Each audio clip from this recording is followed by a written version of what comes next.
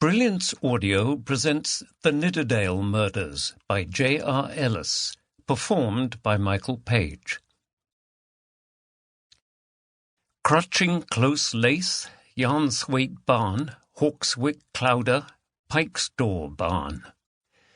It was a crisp, clear Friday morning in mid-September on the high moorland fells above Nidderdale, one of the Yorkshire Dales.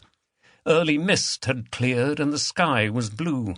The lush fields were dotted with sheep and cows. The trees in the scattered areas of woodland were still in full leaf, but the bright green of summer was slowly fading to yellows and browns. The quiet peace of early autumn which pervaded the scene was suddenly disrupted by a series of loud explosions and the sound of birds whirring into the air. Puffs of smoke could be seen above small walls within the heather.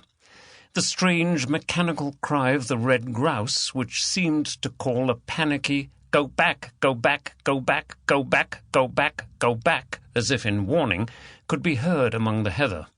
Birds flew up quickly and tried to wheel away, but many shuddered, flapped pathetically, and fell to the ground as the bangs continued.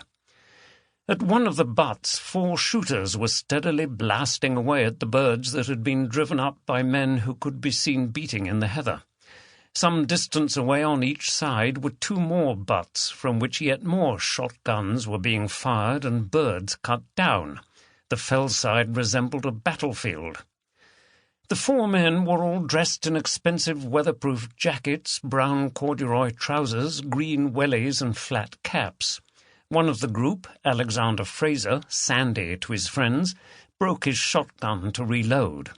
He was a retired judge, a tall, powerfully built man with a shock of wavy hair which had once been blonde and was now grey. He lived just outside the nearby village of Niddersgill in a 17th-century manor house and owned the shooting rights on the adjacent fells. He employed a gamekeeper and a team of people to maintain the grouse moor and recouped money in the season from organised shooting parties such as this, for which he could charge a hefty fee. He looked forward every year to the glorious 12th of August, which marked the beginning of the season, and he was a stickler for everything running smoothly. Fraser peered into the smoke and frowned. "I must say, those bloody beaters are a bit on the slow side. I'm going to have a word with Davis. It's just not good enough," he said to the man standing next to him in the butt, a tall, thin individual with a balding head who was a minor aristocrat called James Simons. He lived in a small medieval fortified manor house in Wensleydale. "Not to worry," said Simons. "We're bagging plenty. I think your gamekeeper's done a good job. It's a splendid morning shoot, don't you think, Rawnsley?" The third man in the row, short and stocky, fired both barrels of his shotgun before replying. Gideon Rawnsley ran an elite car showroom near Ripon and supplied many of those present with their Jaguars, Bentleys and Range Rovers. "Fine," he replied laconically. Rawnsley was somewhat socially beneath the others and said little. He always accepted these invitations, whatever the cost, as he regarded them as being good for business. He got on pretty well with the others, although he had some issues with Fraser. The 4th man was taking a little break and a swig of whisky from a leather-covered hip flask.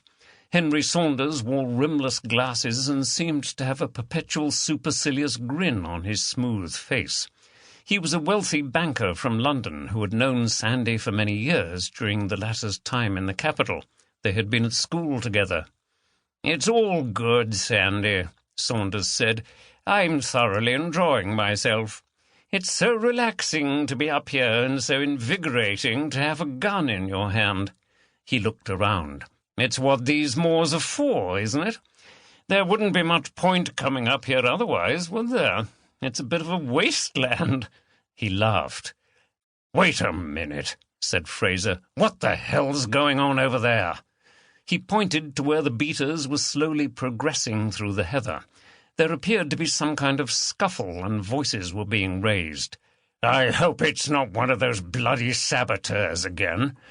Do you know, one of these days I'm going to blast them with both barrels. I'm absolutely sick of—" "Steady on, old boy," Simons put his hand on Fraser's arm. The latter had been instinctively raising his gun. "I think the beaters have it under control."